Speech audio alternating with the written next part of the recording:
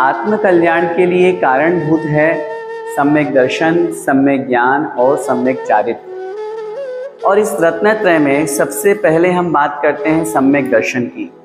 और सम्यक दर्शन की पहली भूमिका बनती है सच्चे देव, सच्चे शास्त्र और सच्चे गुरु पर सच्चा श्रद्धान करना।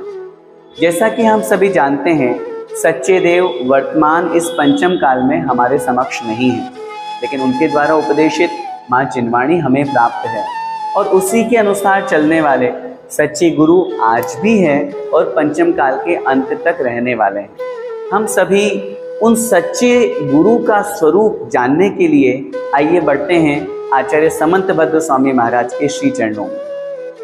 विषयाशा वशातीतो निरारंभो परिग्रह ज्ञान ध्यान तपो रक्तस तपस्वी स प्रशस्यते।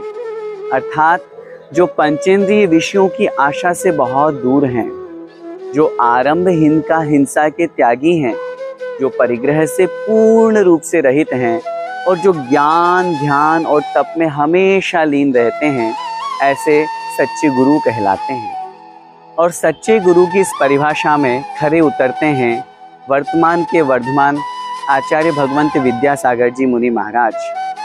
सच में देखा जाए तो उनका जीवन कितना आगम के अनुसार था। एक सच्चे गुरु के रूप में जब हम श्रद्धान करने की बात करते हैं तो उन्हीं की प्रतिकृति आज आचार्य श्री हमारे समक्ष नहीं है, लेकिन उन्हीं के शिष्य, उन्हीं के अनुसार आगम के अनुसार चर्या का पालन करने वाले पूज्य गुरुदेव सुधा सागर जी महाराज, जिन्हें पंचेंद्रिय की विषयों से कोई लेना देना नहीं। चाहे सर्दी हो, गर्मी हो, बरसात हो, उन्हें किसी प्रकार की कोई आवश्यकता नहीं।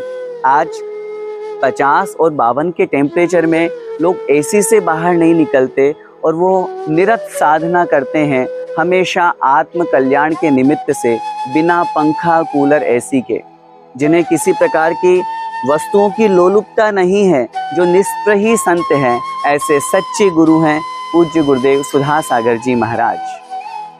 हम सभी सौभाग्यशाली हैं कि सच्चे गुरु के रूप में हमें आचार्य श्री प्राप्त हुए और उन्हीं के महान शिष्य पूज्य गुरुदेव सुधा सागर जी महाराज, जो एक सच्चे गुरु हैं।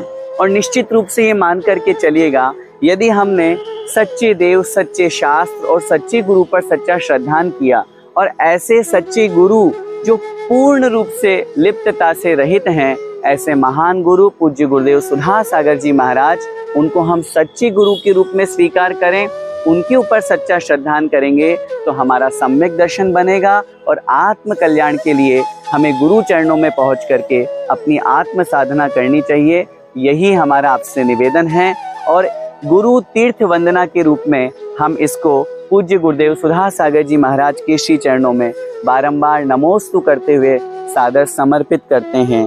पूज्य गुरुदेव सुधा सागर जी महाराज की जय हो।